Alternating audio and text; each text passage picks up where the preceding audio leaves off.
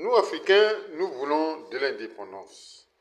Mais cette indépendance ne peut avoir lieu que lorsque nous prenons notre autonomie dans la vision, par exemple, dans la vision ou la pensée scientifique. Et tant que nous dépendons, nos matières premières ne sont pas transformées par nous-mêmes, cette indépendance a du plomb dans l'aile. Donc, nous devons former beaucoup de chimistes pour que nos matières premières soient transformées par nous-mêmes. Et nous devons cesser de regarder toujours les réalités scientifiques avec les yeux des Européens, avec les yeux occidentaux. Prenons le cas des causes du réchauffement climatique. Selon beaucoup de chercheurs de tous bords, ce sont les activités humaines et nos consommations d'hydrocarbures qui sont causes du réchauffement climatique. Mais la méthode à Magnon que nous avons inventée, nous ici nous voyons le docteur Maurice Itou Sibara, que je suis d'ailleurs, qui a inventé cette méthode, qui nous conduit droit au règlement climatique. Selon cette méthode, les activités humaines ne sont pas cause du réchauffement climatique. Il est vrai que presque toute l'humanité, à travers certains organismes de recherche affiliés aux Nations Unies, CERIN, la même chansonnette que les activités humaines seraient cause principale du réchauffement climatique de la planète Terre, y compris, bien sûr, nos consommations en hydrocarbures anciens.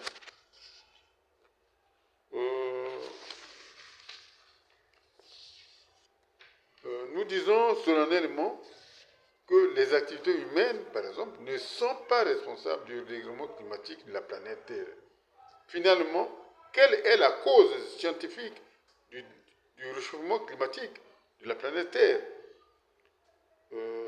Cette cause a lieu simplement dans la mort des soleils en général et particulièrement dans la destruction de la couche externe du soleil appelée couche nombre.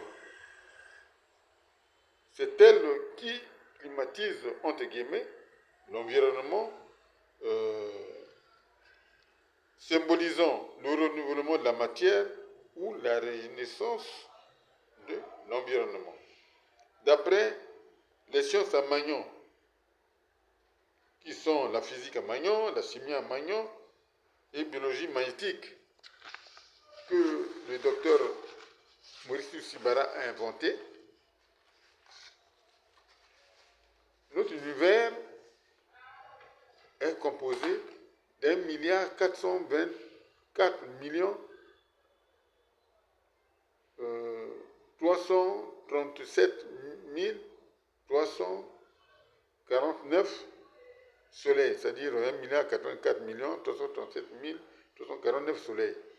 Chaque 25 000 ans, ces soleils meurent et deviennent des supernovas. De nos jours, nous comptons 921 millions de soleils déjà morts, soit représentant 83% de notre nouvel environnement, celui qui est pollué, qui réchauffe, qui est poignardé ou blessé. L'ancien environnement est représenté par 163 337 349 soleils restants, déduits de 1,084,337,349 soleils.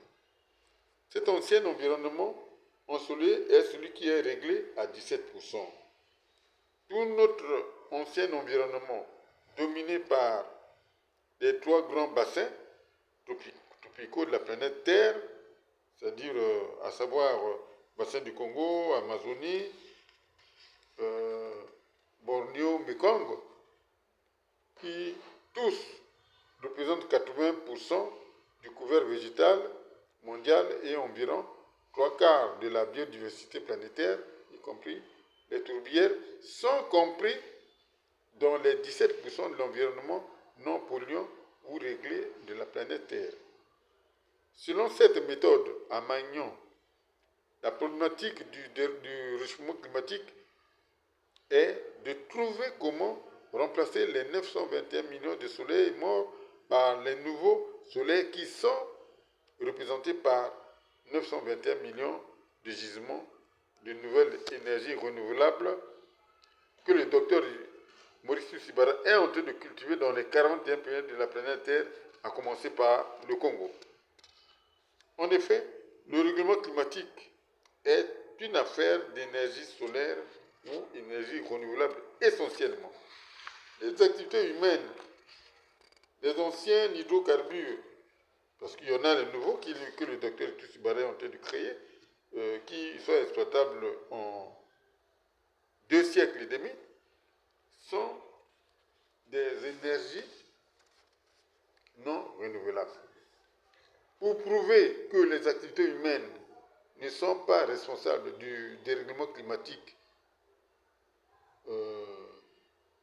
nous pouvons régler le climat sans cesser de polluer l'environnement, c'est-à-dire tout en continuant de créer les usines, les manufactures, d'utiliser nos cimenteries, consommer les anciens hydrocarbures.